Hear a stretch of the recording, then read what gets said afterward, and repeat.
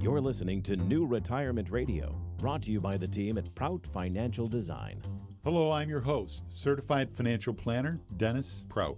I'm Heidi Cartwright, Financial Advisor and RICP. Advisors associated with Prout Financial Design may be either 1. Registered representatives with and securities offered through LPL Financial, member FINRA SIPC, and investment advisor representatives of Integrated Partners, a registered investment advisor, or 2. Solely investment advisor representatives of Integrated Partners, a registered investment advisor and not affiliated with LPL Financial. Investment advice offered through Integrated Partners, a registered investment advisor. Integrated Partners and Prout Financial Design are separate entities from LPL Financial. Dennis Prout and Nathan Prout are solely investment advisor representatives of Integrated Partners and are not affiliated with LPL Financial. The opinions voiced in this show program are for general information only and are not intended to provide specific advice or recommendations for any individual. To determine which strategies or investments may be suitable for you, consult the appropriately qualified professional before making a decision.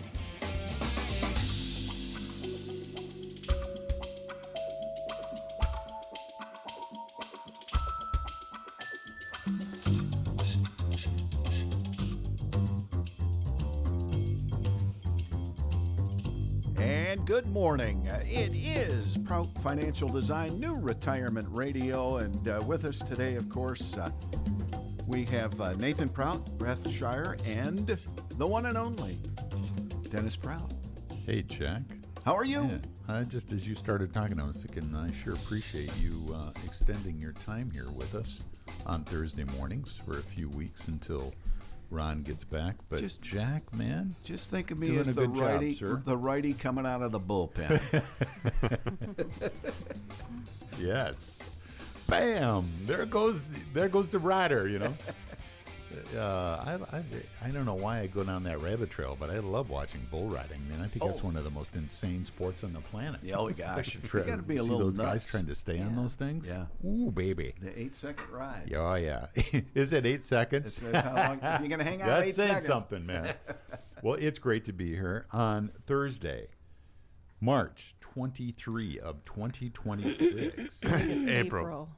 Yeah. Did I say March? Yeah. I'm looking at 4. We're and I done said with March. That was a rough month. And there's Kim over there. Hi there, Good morning. Kim. Good morning. Well, it's great to have you helping us out here again today.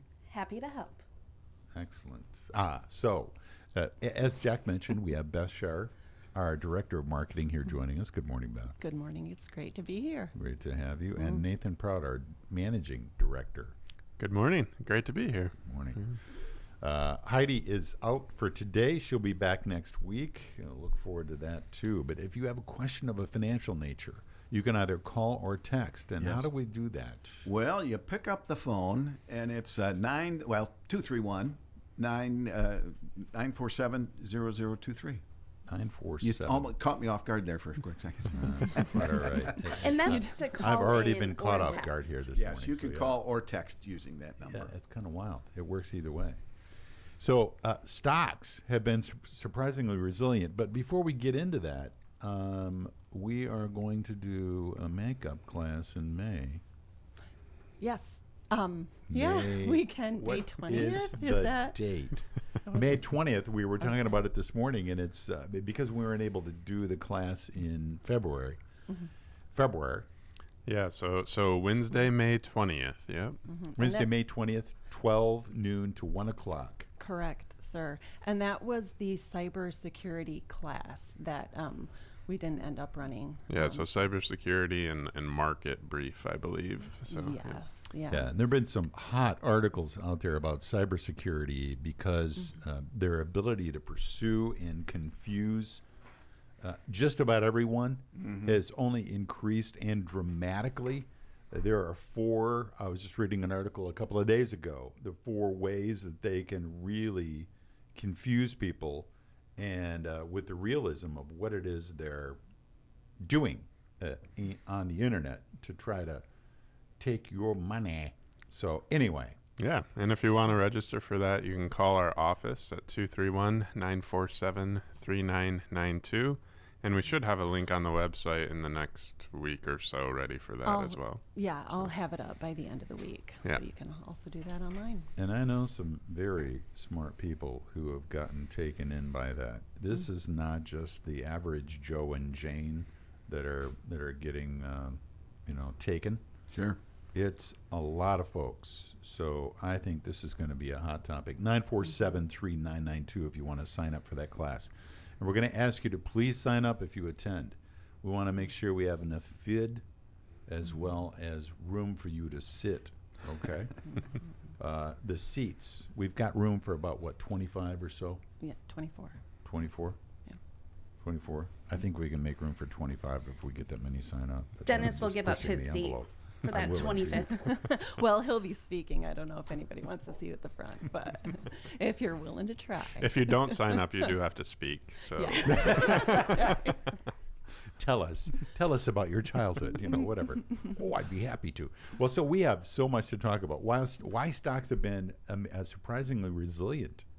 Now, we have had, it reminds me of that great movie Jimmy Stewart that did, There's a War Going On Here. It's a Wonderful Life.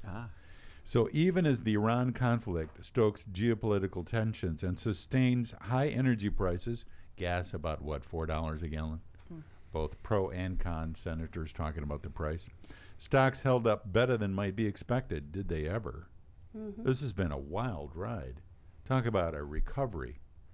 Better still, markets may stabilize thanks to persistently strong corporate earnings. Try to say that quickly 4 times in a row. Yeah. Persistently strong corporate earnings. I think the surprise so far today was actually Tesla. And we'll see what happens with that after they announce their full earnings after hours today. But yeah. Who would have thought? I mean, everybody was putting the hate on when it came to Tesla, but apparently they've kind of dropped their resistance to Tesla now the gas prices came up. I think I'd rather plug in my vehicle than put gas in it, whatever it is. One thing, though, Dennis, is I've been in this business a long time and an observer. People's memories are actually very short. We were talking about how short the news cycle is. What was that subject we were saying was huge? We were trying to remember if we accessed our oil reserves during this war or not. The strategic oil reserves. Yeah. That was big news maybe 4 or 6 weeks ago, and now it's turned black. Everybody forgot about it, It's amazing. Politicians bank on it. What did you say a week ago? I know, I remember. Well, almost. Yeah, well, whatever. So, though global oil prices have gyrated day to day in response to new developments, and boy, do they ever. They're either $100 a barrel or something higher or lower, whatever it is. They remain sharply higher than pre-conflict levels. As of the publishing of this article on April 15th, which was exactly 1 week ago almost, they remain in that price range. Now, the cyclical bull market, now 45 months strong, has been bent but not broken, says an analyst from Fidelity. Jurian Timmer, I'm not quite sure how to say that name, Fidelity's director of global macro research. In the grand scheme of history, a 10% decline happens about every other year. One might say that's not much, given all the bad stuff going on. So isn't that the case? I mean, many would have said, we're going to a war with Iran. Now, it doesn't mean that we couldn't correct further at some point. I'm just covering myself, just to be sure, So let me ask you this, since you folks observe this way more than I. Something happens, and immediately, the news is the stock market is down, however many points. Oh, they trumpet it big time. Yeah, but the next day, it goes back up. Or 2 days down the road, it goes back up. And, the stock market, you know better than I, it is kind of a reflection of what's happening day to day, right? It is. And so that's where, don't fret it. They're trying to gauge from an investment standpoint, Jack. As much as many think it's manipulated, they're trying to gaze into the future bubble, if you will, of the next 3 to 6 months. What's the tenor of things? How do things look in terms of the business environment? Where are interest rates going? And that was another stunner, which I didn't see. I didn't know. Beth has got an interesting stat on interest rates for us here on mortgages. That really surprised me, which it doesn't hit the front page. It seems to hit the news when it's generally quite negative. Mm-hmm. The world is going to end tomorrow, 4/24/26. Whatever it is, that's what we tend to listen to. Yep. Us, me included. So, the encouraging news is that the bull market that began in 2022 during the tail end of the pandemic remains firmly intact. Now, we've also read internally at Prout other analysts that said, well, they did get out here temporarily, but now they're going back in. The stats would say statistical only, not saying that necessarily you should be invested in this market, given this is a radio show. Now, I did want to state something here that I thought was thinking about last night, and it may be helpful to one or two.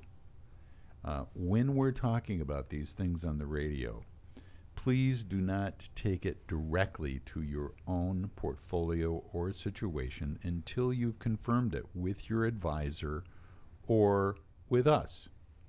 Because many times, and I've done this, I will mishear or misstate something or leave some detail out when we're talking back and forth this quickly. Years ago, there was an accountant who refused to join us on the radio show because he often was concerned about making certain that he got every fact straight. So it made him unwilling, if you will, to be on the radio as a result of that. So when you're listening to us, if you would, simply use it as a tool amongst many tools, perhaps, to assist you in your own financial well-being, okay? Caution, a word of caution. Now, next, some of the stats that we've seen regarding this market are just jaw-dropping. Jaw-dropping. Hang on to your chair, Jack. There you go. I'm anchored. The Iran war started in late February. In a matter of weeks, the S&P 500 was down nearly 10%.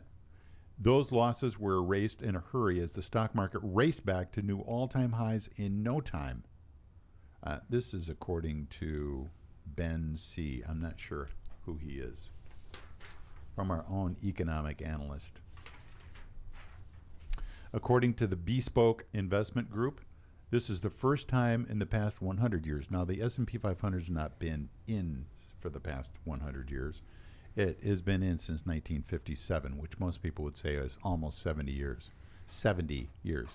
The market is supposed to take the stairs up, slower up, and the elevator down. Boom, The past 10 years or so, it's been the elevator down and the elevator right back up again. I think it's a great way to state it. It happened following the mini bear market in 2018. It happened following the COVID crash in 2020, which was the fastest run up to new all-time highs following a 30% plus bear market in history. So that April of 2020 was a stunner. What's interesting is this thrust that we just saw last week is a 99.7th percentile momentum thrust. The last 10 days have been unlike any 10-day period in the market since 1950. And that, as an example, the S&P 500 is up 9.8% in 10 days, which is the 99.7th percentile. Huge gains. Basically call it a percent a day. After that correction of 10%. So that down and immediate up was unlike anything the market has seen in 100 years. Wow. That was like taking a spaceship to the moon, not an elevator. Talk about G-forces, right? I mean, it almost make your face look strange. You know how that happens. You Yes. see the pilots. Yes, you know what I'm talking You're about. not calling me funny looking. No, I'm not. But just to make sure it's not personal, Jack. So, number one, what do we gain from this? The news never tells us. Did the news tell us, oh my gosh, look at that market, it's coming right back up again? Most of us never saw that, except maybe to look at our statement once in a while. I and did or that. accounts. Mhm. Did you really? For the first time since the first of the year. Isn't that interesting? Isn't that a great indicator of potential opportunity. Hopefully the money managers that run your stuff are doing that. They're in there buying, which we talked about quite significantly in the last 3 to 4 weeks about the advantages of sticking with it. And I'm referencing that because it's good to be right once in a while, if you know what I'm saying. And I like to see that graph. I took it back 3 years, and how you see it go right up I was like pretty. the sounder with that, Kim. Yeah, You're It's really welcome. good. It's radio. Yeah. Yes, it's helpful. By the way, I'm just going to say it. Now, normally we're just used to greeting you as we come in, but this is fun having you here with us, Kim. And you know I love talking money That's great. and finances and preparing for the future. It's a big deal, isn't it? We normally have these conversations before you get on here. Yes. So the big deal about that, and I think there's something to be learned from that. Given how old I am, Jack, there's always something to learn, right? Yeah, that's right. See? Never too old. Yes.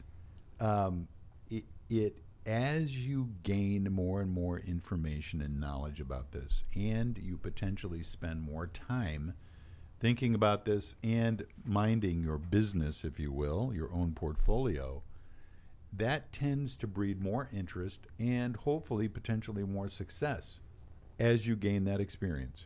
That's what any of us would want to do. It's almost an unwritten rule, is it not? That as you gain that experience, you tend to become better and potentially ask better questions of your financial advisor. I'm getting a lot more tools in my toolbox. There you I go. now know there's not just a 401k, there's a Roth 401k and all those. The little stuff makes a huge difference because while you can't deduct that going in, it comes tax-free coming out. That's magic, man. And it grows tax-free as well. So if you wind up not using it, you can pass that to those that follow you as well, Kim. I hope there's someone following me back there. No kidding. Okay, so number 1, the news never tells us. 2, it may be an opportunity to reallocate when you're reviewing with your advisor. You know, how do we take advantage of this? Is a great open-ended question. What should we do now? Should we make any changes? It also may mean that you could invest more in those strategies that can benefit you over time, in spite of the volatility that we're seeing out there. So given these corrections, down as well as up, and the relative resilience, what else can we learn? The next 12-month returns average 19% after an up like we just saw. 19%. That's the average. Wow. Now, what if, like you as a child in elementary school, it's well above average, Jack? You know what I'm saying? You're saying I was well above average? Yeah, well, I'm just, Well, thank you for the flattery there. yeah. I was just kind of tongue-in-cheek, too. But what if it is well above average? Yeah. And it's not just average. Well, what if it's negative? Well, it could be, because there have been 3 down years in that time that we've seen this kind of up. There have been 3 down years following. Relatively rare. But the average return, including those 3 down years, 19%, it is something to think about at least. How could you take advantage of it? What could you do potentially different with your portfolio to take advantage of it? Could it be time for a Roth conversion, which Nathan loves? I do, and even, if you're thinking like, oh man, I missed this upswing, they're statistically or historically, if you say, there's still some great opportunity over the next 12 months to maybe come off the sidelines if that's where you have some of your money right now. Of course, depending on your situation and all those other things. The typical is the wagon has not necessarily completely left the station, or the train, or whatever you want to say. A wagon station. It's a wagon train. It's a wagon It's a train. wagon I thought, train. no, I'm not quite sure that works. But anyway, we'll take it. Dennis, we do have a text coming in that says, question about trust. My mom recently passed, and my brother, who the rest of the family doesn't have a good relationship with, is the trustee. We are concerned he won't disclose or share all of the assets with the rest of the siblings. What is he obligated to do? This is a tough time, isn't it, when somebody passes? Check. Yes, There it we really is, because there's all those unknowns, and then the relationships. There was a really good book written called Blood and Money from an estate planning attorney, talking about how, the blood relationships of family can often conflict with their ability to communicate and or wanting to communicate because of the loss of a loved one.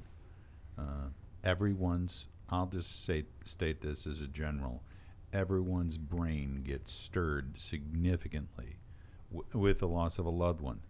I think all of us can reference losing a parent or loved one, and how I'll reference myself. I wasn't thinking properly after Dad died for about a year afterward. It just wasn't there, and it's just you can't describe it until you get there. But for those that are in it, first thing I'd ask for is a copy of the trust.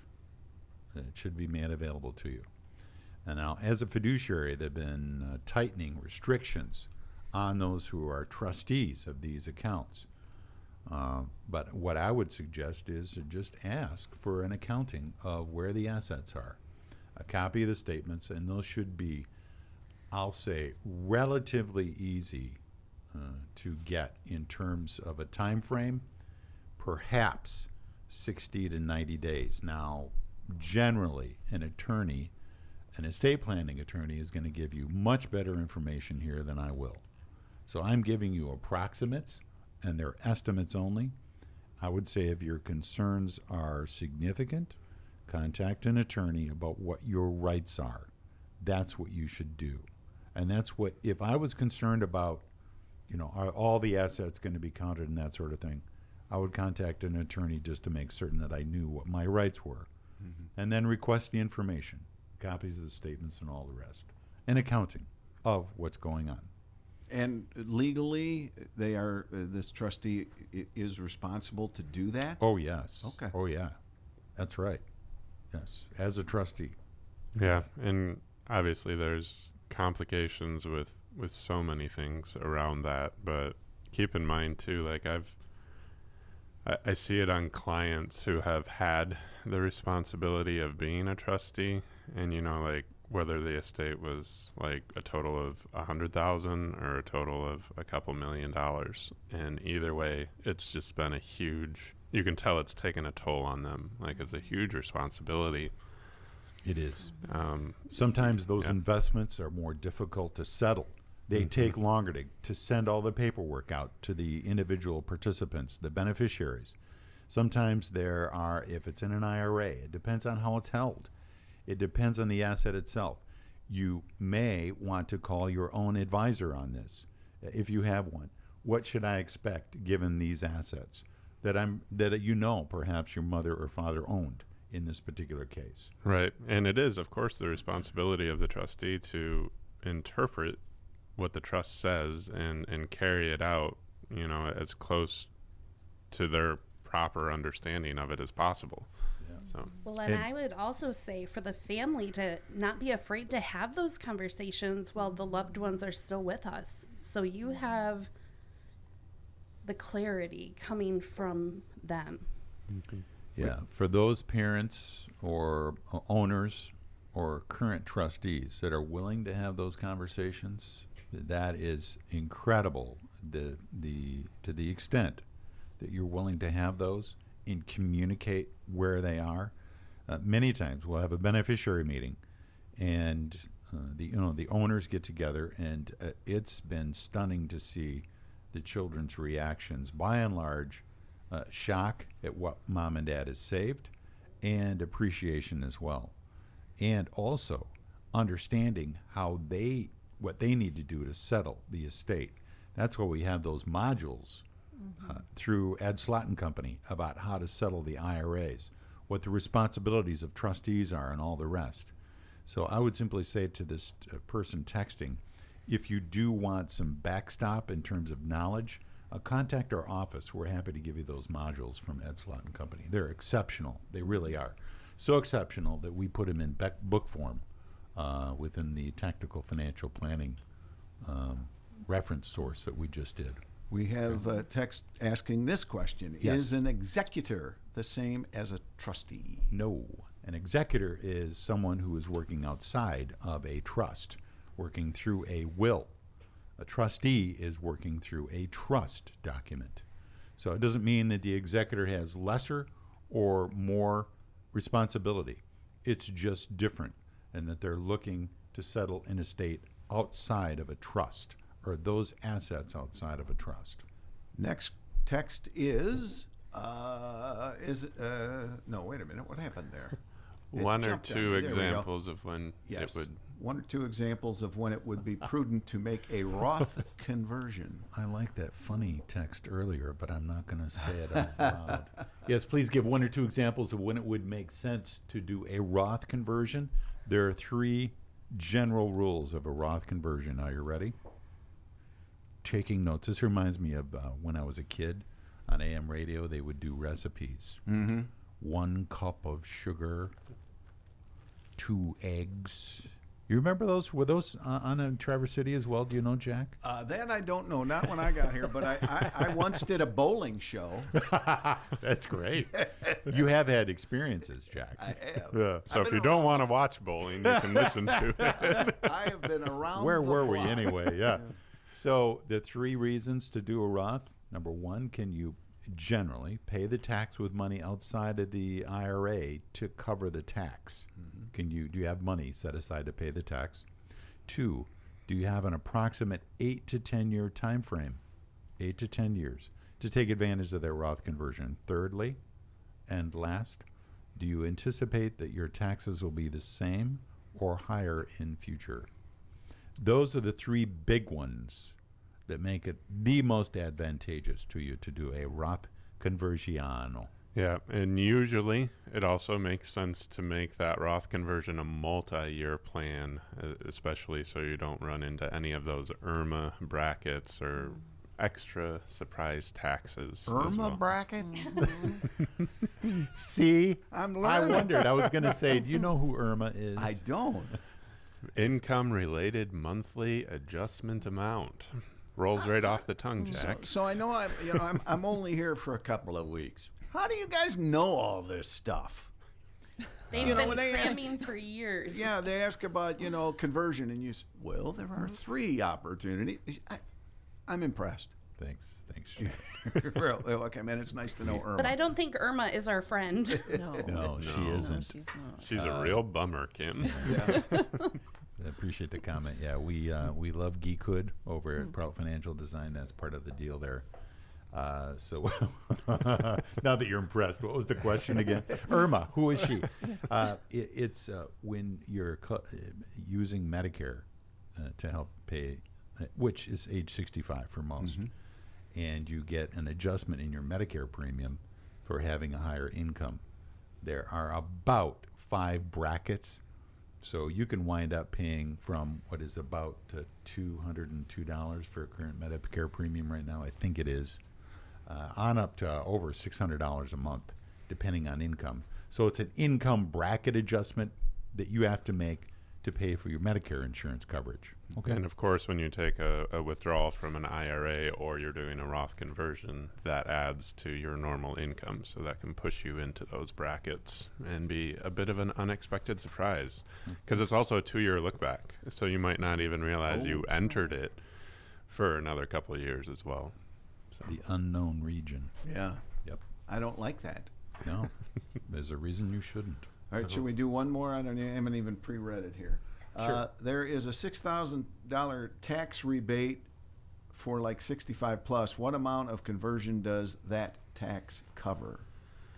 To make certain that you're getting that full deduction, Jack, is the first thing, given your income. Are you taking full advantage of it? Second, it's going to cover a $6,000 Roth conversion because it's $6,000 of deduction from income. So they offset each other, given that you can take full advantage of the $6,000. So it depends on your income again. It's an income-related situation. Yeah, because there's a phase out, of course, for that extra $6,000 as well of the tax rebate there. Or That's why we just go to you guys. Yeah. We have those. Now, if Heidi were here, she'd have all of that in reference form right here for us. But now that she's not here, we're kind of flying loose, you know. Can we call her? No, that'd be nice. Phone a friend. Yeah, call a friend. All right, Nathan, you were going to talk about something. What were you going to talk about anyway? Yeah, so this article comes to us from Capital Group, and it is 4 lasting impacts of the Iran war. So just some highlights from it here. And the author is Tom Cooney. He's been with Capital Group for quite a while. But one of my first takeaways was under weaponization of economic choke points. So Iran's ability to control the Strait of Hormuz with little more than inexpensive drones, mines, and short-range missiles shows how easily narrow waterways can be weaponized. And it's just not narrow waterways. It's also showing the impact, obviously, Ukraine has had against Russia.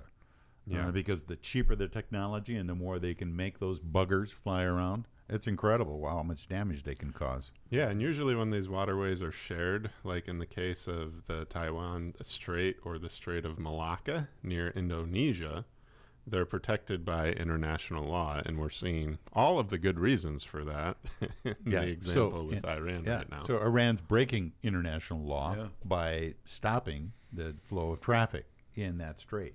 Yeah. And before the U.S. naval blockade, Iran was reportedly charging ships, guess how much, Jack, to pass through the Strait of Hormuz, despite it's I'm guessing it's in the millions. $2 million. Yep. Yeah, just a little fee there. So, but if peace is restored, this author does not expect those sorts of fees to be able to continue. That's for sure. Yeah. That's not going to continue to exist. The second point is energy diversification and independence are existential.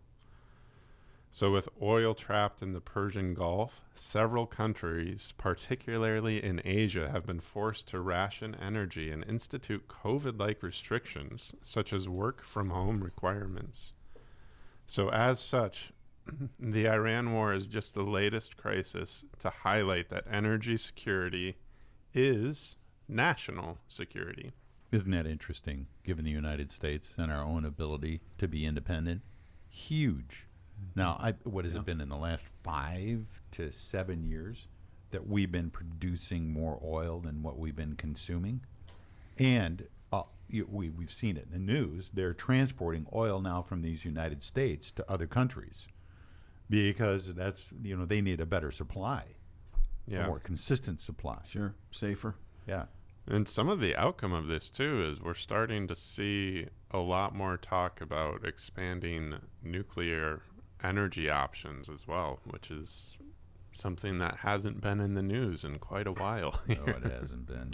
Well, I think we got our own nuclear power plant. Was it Palisades down southern Michigan coming back online? It's been a slow restart. They've had some issues, but they're also, next step would be to build a small modular nuclear next to the Palisades. So, really? Yeah, I think the world is understanding that if you want to be clean energy, nuclear has to be part of it. And because the wind doesn't always blow and the sun don't always shine. That's right. I think I saw a little bit ago too that Microsoft just bought like their own nuclear power plant. Like, they did. 3 Mile Island. Yeah. I think they paid $1 billion for it. They bought 3 Mile Island? They did. Doesn't that blow your mind? It's a fixer-upper. It's incredible. All this movement that's going on in terms of their power needs. Now, part of this is for AI. They knew they were going to need to be able to generate their own power to do this. Yeah. In the meantime, though, the author is guessing that governments very likely will consider building larger reserves of oil and natural gas to get away from dependence on the spot market. So war underscores that supply disruption tied to geopolitical events can no longer be viewed as rare. and a structurally higher energy risk premium may be warranted. You also may want to buy a generator too. This has me thinking about what we were talking about in the beginning. Tesla. Yeah. Tesla? Who would have Yeah, thought? because people are getting scared about the fuels, so now they're buying Teslas. That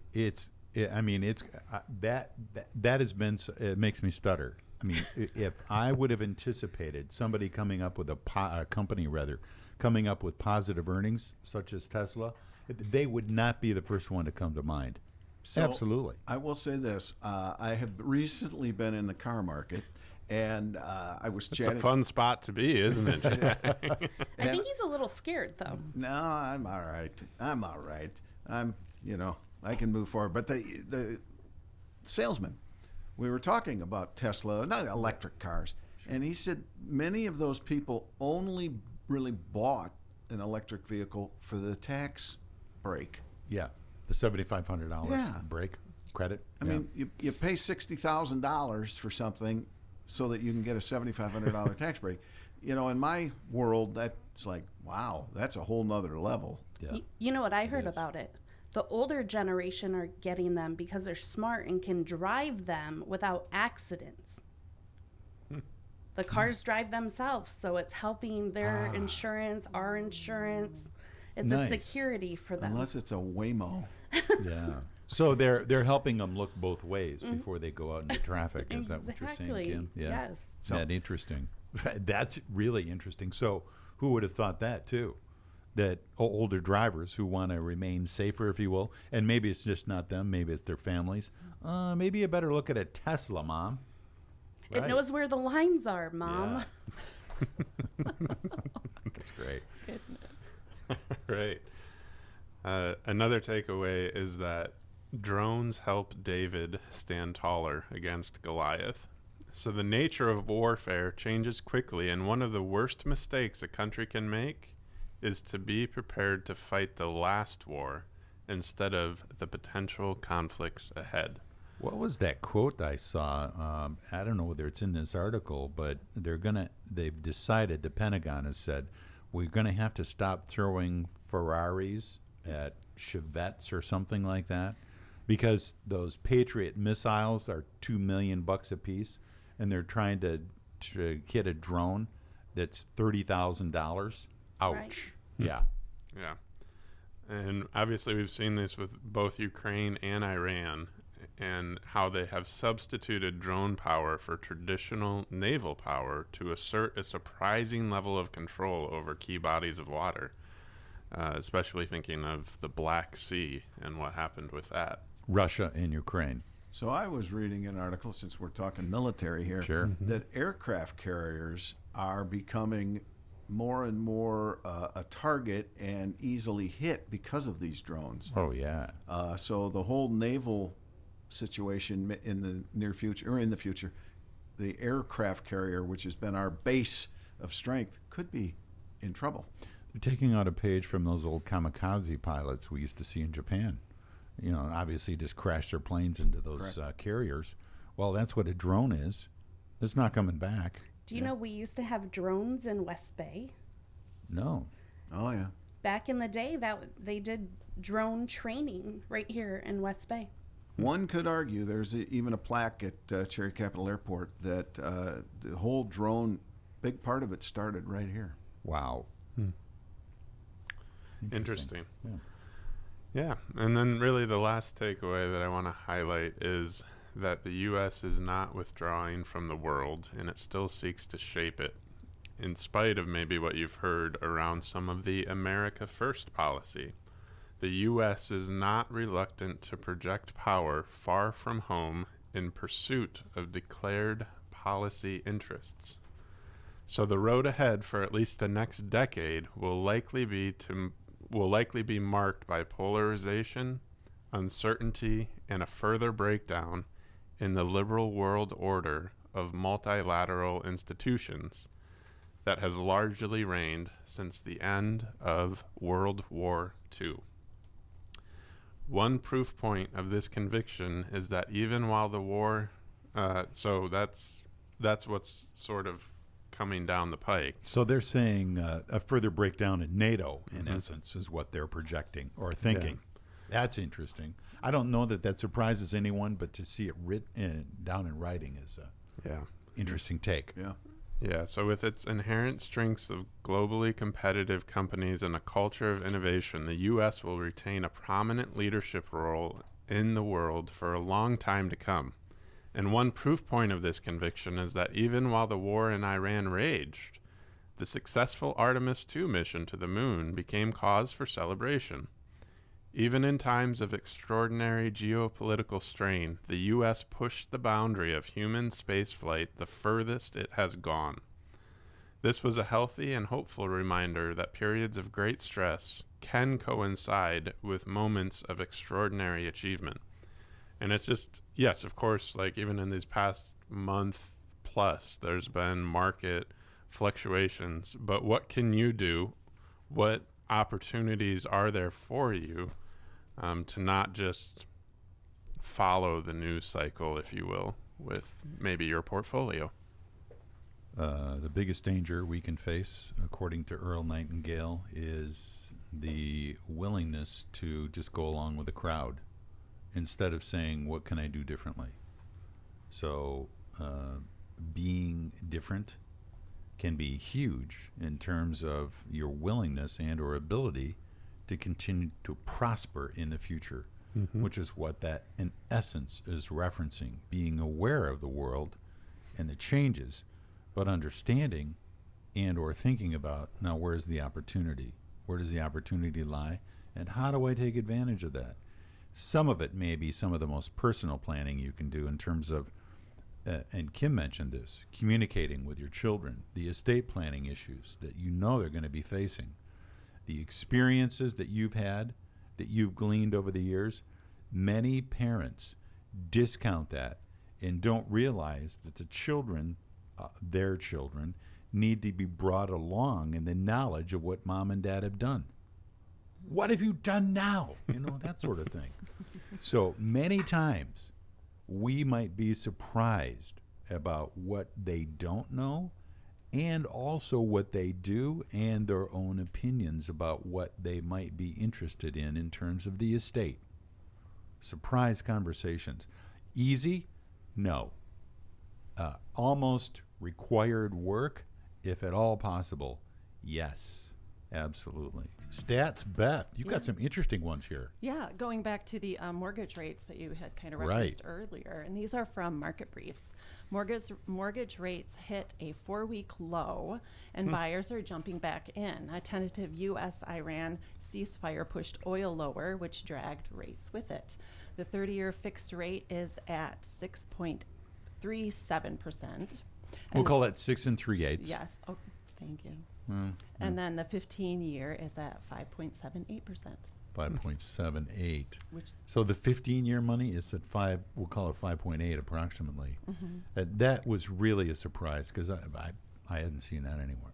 So that's really interesting to see those rates coming back down. Obviously, making homes more affordable, and people like Jack Lane probably happier as well. That's right. I think Jack's happy all the time. I do too. He's got a great attitude.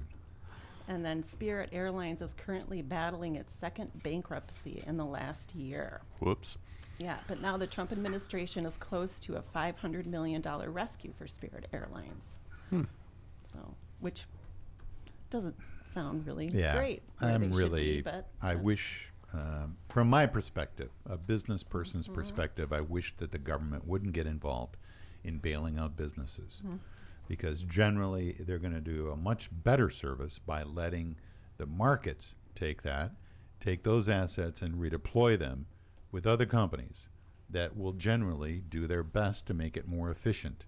So the markets tend to do a much better job than the federal government at getting involved in business. So it's just capitalism. Right? It's not perfect.